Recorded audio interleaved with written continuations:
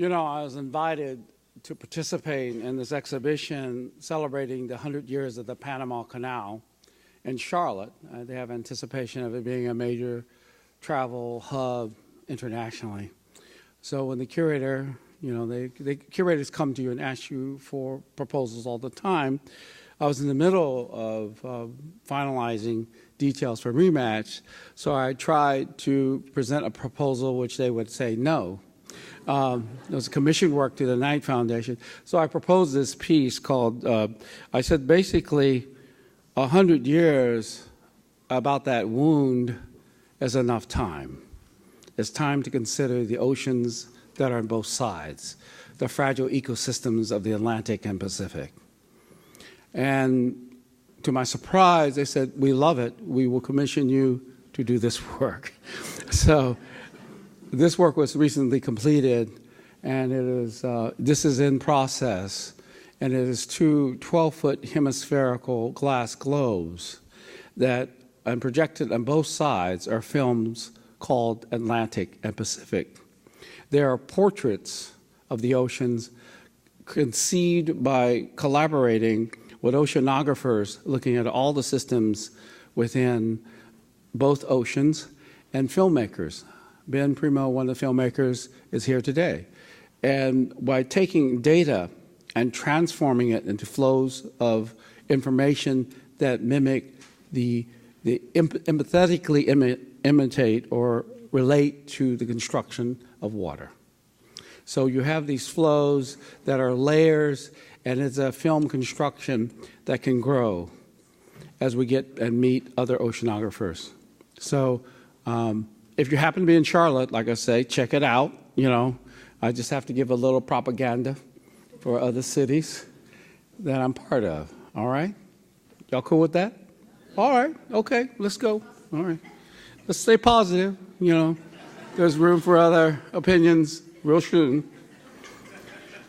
And so, you know what they say in Texas, get away from that wheelbarrow. You don't know anything about machinery, but push this button, right? All right, we know this. So this piece is special, and it is Magnolias and the Moonlight, made in the 70s when, of course, the forces of inspiration or influence, like Joseph Cornell, was already in the mix. Maybe it's Cornell's great poetic dynamic, his love of poetry, that compelled my interest. And the whole constructions of worlds that can be made with material and poetic materials. So this is a piece was made so you could see daylight being reflected by the mirror and daylight creating the moonlit landscape within. And it had a nice little southern porch there where you could just close it on down. Nomad, okay.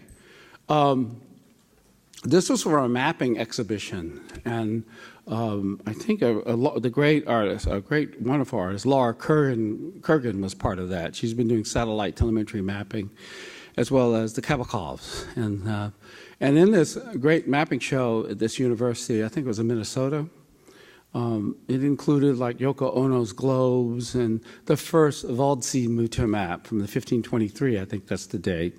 And so how are you going to compete with that? You know, you say, forget about it, you know. These are, again, too profound, and I don't, and as you know, deserving got nothing to do with it. So I started to reach into what I didn't know, which is video games.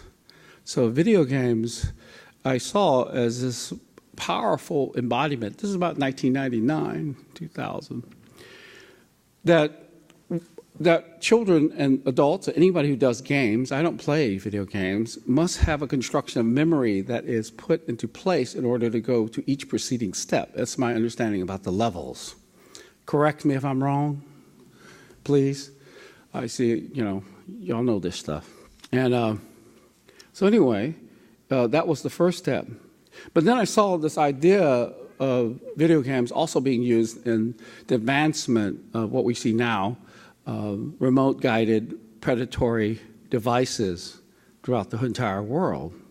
And unfortunately, streaming down in areas that have reached devastation in the nomad countries of Central Asia and how those cultures were rapidly being eradicated by forces of nationalization and other things as well. Loving these ideas of nomadism, or the tribal movement, is a way you work in your own mind. Sometimes you explore other places for basically survival. So my empathy for that is one thing, but the incredible patterns and transmission of history done all by women for thousands of years to embody their cultural, tribal identities have profound impact on our visual culture. So anyway, I started looking into, let's see, what's that dude's name? Catherine Opie's uncle.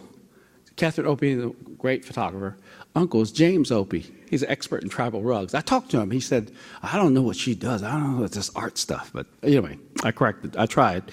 But he is a profound expert in tribal rugs, and we isolated samples from all parts of Central Asia, Afghanistan, different Iran. And it was a way of mapping the entire region, choosing 36 distinct rugs from the 16th century to the 19th century. And then I met gamers or 3D designers and gave them an assignment. I started to see, you know, when you do a little stuff, you start seeing shit. I mean, you know what I'm saying? Just like that on a rug. I know y'all do this. Don't start with me.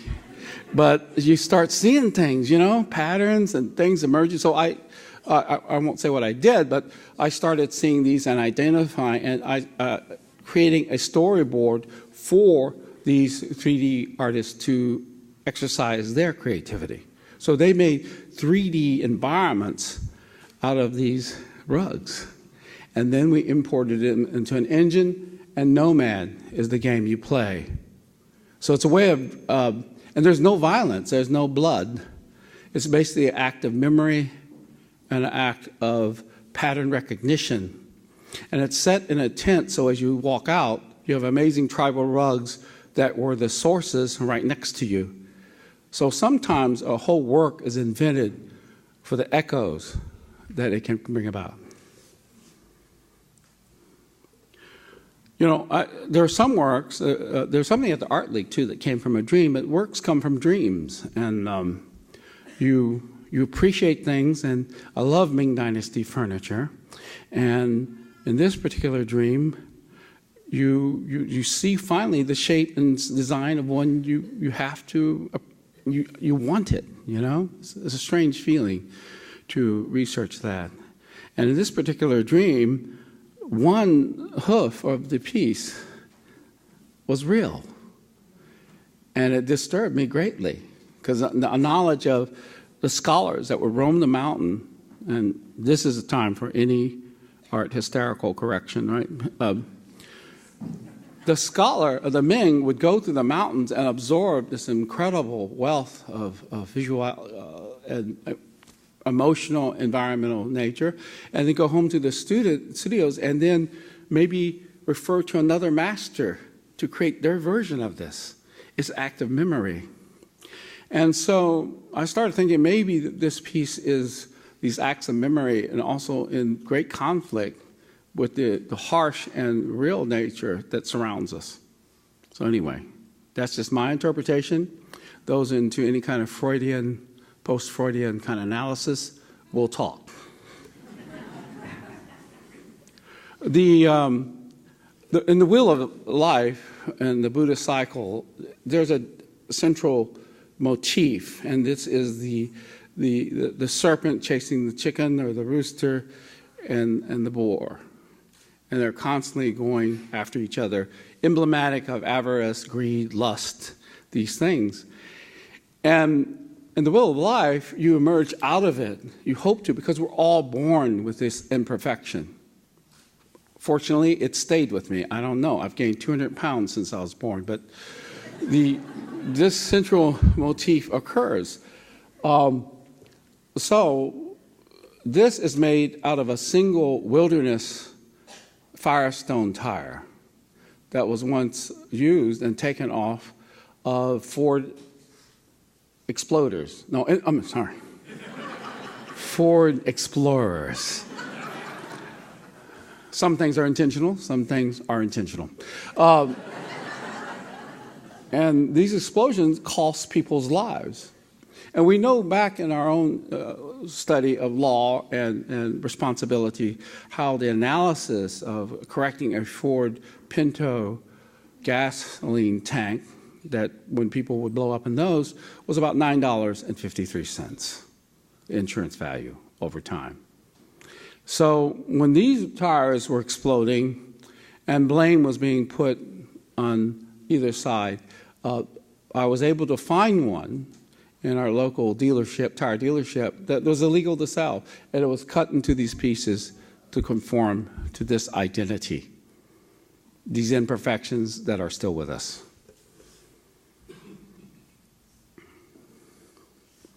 Geometry of wrath is a study. I'm giving you the backstory. Is that okay? Okay. So I was really looking into this idea of the 72 virgins and this idea of Islamic thought. And I came upon Christoph Luxemburg's translations. And he was studying the language from a very deep level, philological kind of source. And he says maybe it doesn't mean that. It doesn't make sense. It becomes this, what I don't understand why certain religions bring about, the interpretations of those religions or what is being said is usually perverted for the sources of the ones that are in power that want to control that other religion, usually. So, does that make sense? Okay. You're great, sometimes, right? So, but what he was looking at is perhaps, and it made sense to me because the word virgin is the word hura or whatever is also might be related to grapes, because the story is paradise, this amazing paradise where you'll be greeted by these fruits and crystalline fruits, not these idea of Vestal virgins. And so it was just an interpretation that I was interested in. The other part is actual transactions of economy. The leaves of the geometry of wrath is actually the amount of monetary transaction conducted in this grid structure, and much in honor to the late Mark Lombardi, but in a different way, of Al-Qaeda and out of Saudi Arabia. So the geometry of wrath states is very much isolates. If you look at all the geometry of this and you knew where I was coming from, it includes almost every corporation in America as well. So this was conducted on a plate of rolled cold steel that is run through a process of heat and temperature. And then I painted these crystalline desire objects within them. So and the lines that follow in very blood-like form are the lines in very much Kufic script, the 44th surah. So,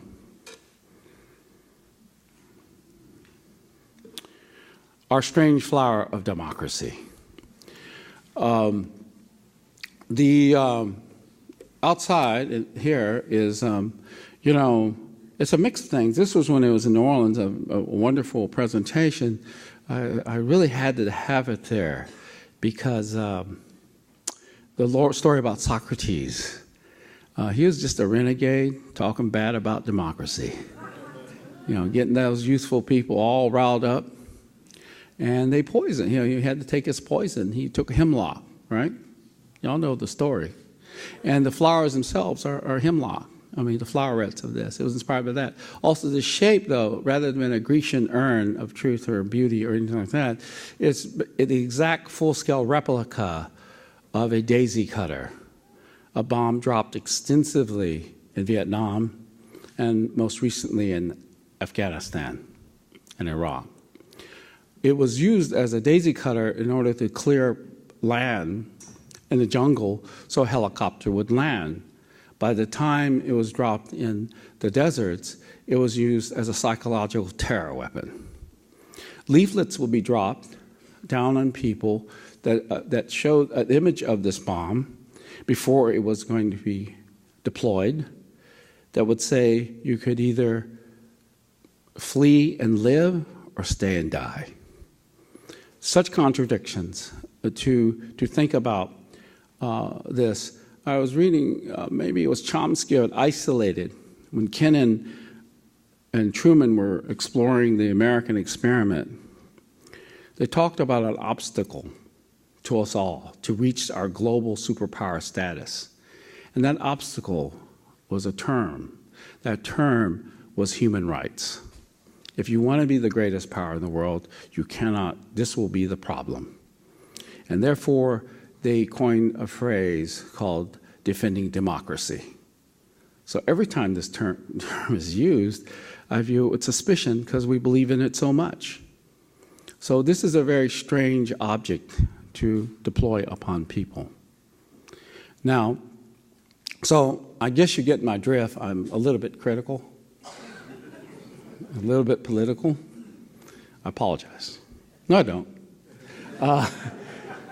But you know, you think you make pieces like this, and you say, I'm done. I've made my political commentary, or I made my commentary to honor the troops or question our place in the world. So I'm okay. Now I can go on to other things. But sometimes it's just not that easy. In 2011, I read an article about Sergeant Mina, who was so hooked on pharmaceuticals that he was dying in his sleep. He died in his sleep. His addiction to pharmaceuticals was a way of coping with the trauma of being in a condition of war. So I said, I'm not done. I have to do something more. And I reached out to a friend, he's here, Chris, and tried to get my guitar back that I traded for a microscope 34 years ago. I did a portrait in blood for a miniature show. I scraped my blood and I used a needle to do a facsimile of my face and then focus on it. It was broken when someone tried to focus on it, but it was time to get that guitar back and learn how to play guitar again. And why was, as you critique the world, you also have to reserve room to critique yourself. And the critique here may be that if you know all this political stuff and you have this point of view, maybe do you really know it all? Do you really have that capacity? So I decided to actually begin, I've been writing, I'm very slow, one every 2 years, one every year, but I'm trying to actually not sing or speak in my voice, but to empathize with someone like Sergeant Mina, who perished because of his trauma. And it's a way of growing and becoming. So I think I'd like to try it again. I haven't played in a long time. I've been working so much, my finger's swollen. Do y'all mind? Y'all want to hear this song? Okay. Yeah.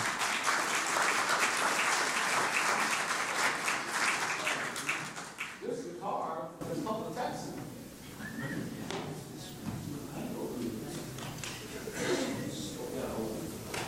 How you all? All right. Got that time for this? I've had it. Thank you very much. There's a bar from a guy who is the strap there. This was my belt. It was the band was ill-fated, right? Great band. I was another positive.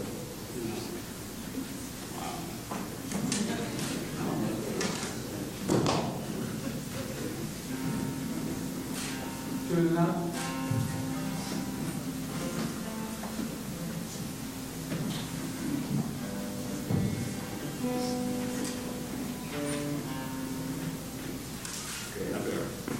Sorry about that. Y'all been in shows before. It takes a while, right? Yeah. You okay? Good, you got that tuner? Yeah. Cool. Just keep down. It's worse than me. I'm not so nervous about my art. I'm nervous about, you have a chair? What shall I do, folks? That's the one thing that says, oh, I know I got a table outside called the Scholar's Nightmare. So, but the reason for this is like, oh, there you go. Thank you. Okay. I won't go any better. So learning this has been something else, right? Okay, not with you, right?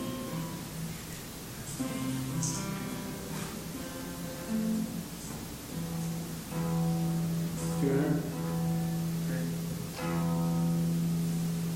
Just say it. You got it in choir, just say it. We have like 30 minutes for this talk, right?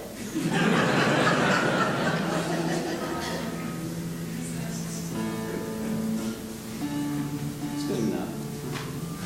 Thank you. You hold that for me? What's your name? Mark. Who knows how to do this?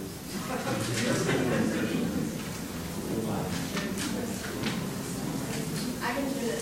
Oh, come on here. Who's it?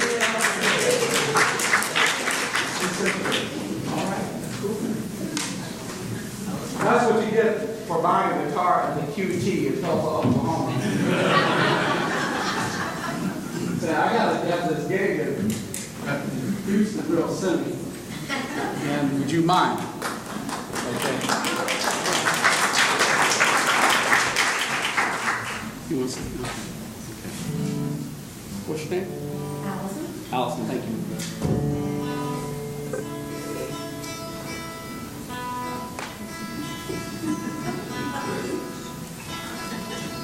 When you get my age,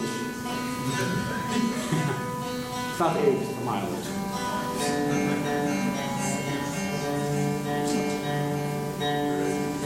Cut the, my editor.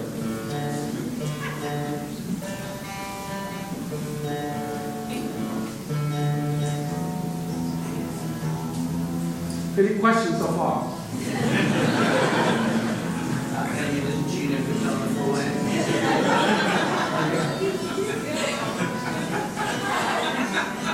That's not a question. I told you so. Yeah. What they say. Where are the keys to the truck? That's a good question. That's no relationship. Okay, good. I don't know. Thank you so much, Allison.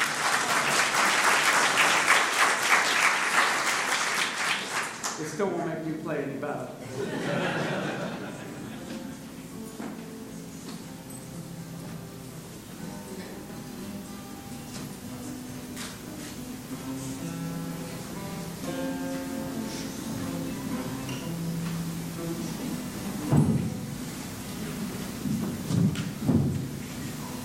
This field makes me calm on the calmness of night.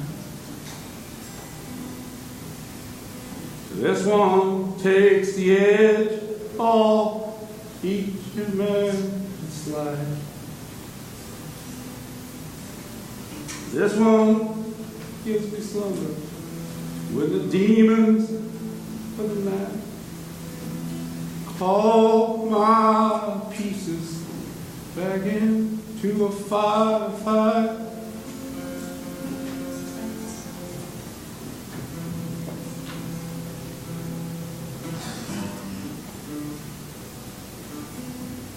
Warm hands in my head. Warm hands in my head. You send me, sir. Wish you'd gone instead. When you come from where I'm from, you take to service. It's what your family's doing. Brothers now, sisters, blown apart, off the ground, lost forever, the sweet love of sound.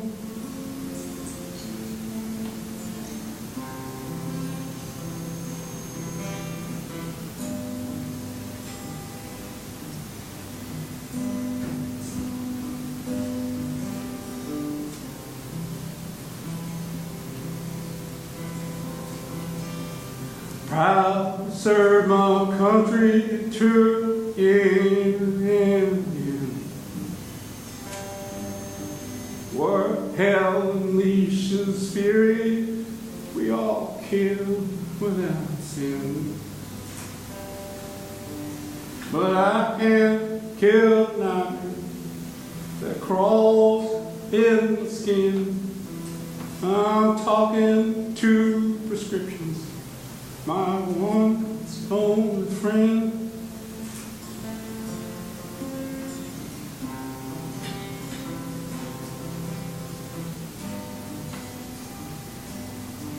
Now go to war with the army you have. Come back with an army in a shell bag. Now I fought in the desert. I fought in my room. Why got no measure of the weight of my doom.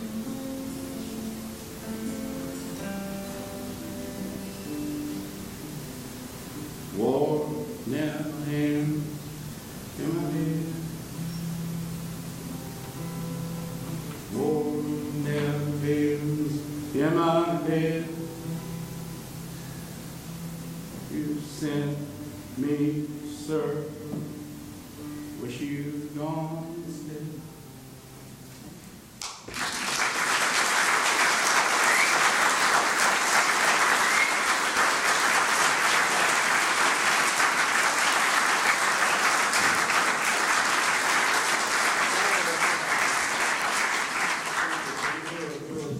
Addressing Donald Rumsfeld, who said, "You go to war, that's the army, what army you have."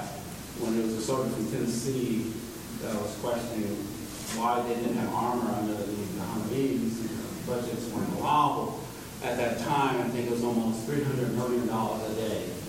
Almost approximately all were asking for the complete collection of $100 bills. So anyway, we'll go from here, okay? Let's go look at the work upstairs, right?